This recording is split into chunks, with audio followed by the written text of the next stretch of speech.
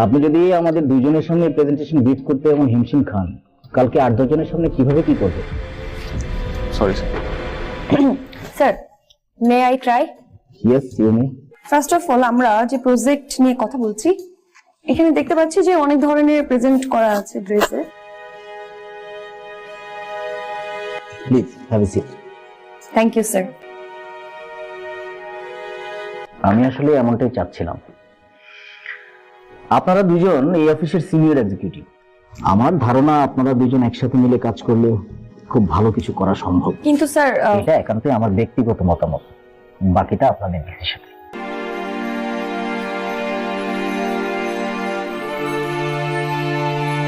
Hello.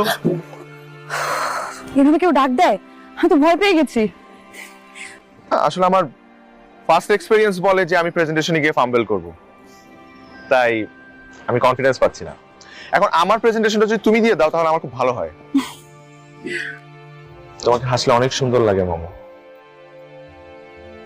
এই কথাটাই কোনো ছেলে কোনো মেয়েকে সরাসরি বলতে গেলে অনেকবার ফাম্বেল করে, কিন্তু তুমি একবারও করনি। তোমরা দুজন একসাথে কাজ করলে খুব ভালো কিছু করা সম্ভব। আমাদের এই কোম্পানি লঞ্চ করার পর থেকে এত বেশি অ্যানুয়াল গ্রোথ আর কখনো হয়নি। Thanks for your team work and good bonding. That's great sir.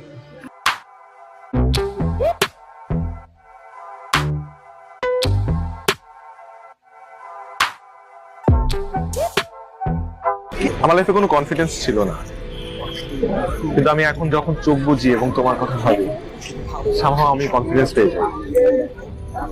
মনে হয় I can rock the world. উড়বে আমার সঙ্গে আকাশে, গানা হবে আমার।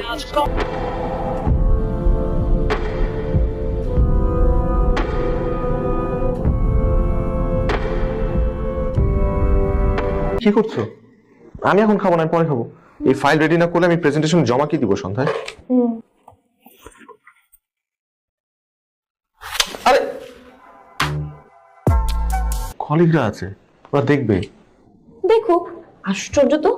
মিস্টার, আমি আপনাকে হেল্প করতে আসছি যাতে আপনি কাজে মনোযোগ দিতে পারেন। এখন কে কি ভাবলো না ভাবলো সেটা ভাবার সময় আমার নেই।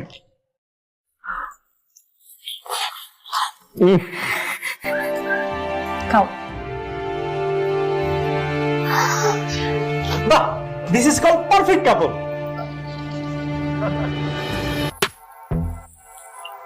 তোমাদের দুজনকে এনগেজমেন্টের হিউজ শুভেচ্ছা। সবই আপনার জন্য। Yes boss. আপনার জন্য হয়েছে বস। Thank you. প্লিজ আদর, প্লিজ। তোমরা তো অলওয়েজ পার্টি করো, আমাদের তো সেই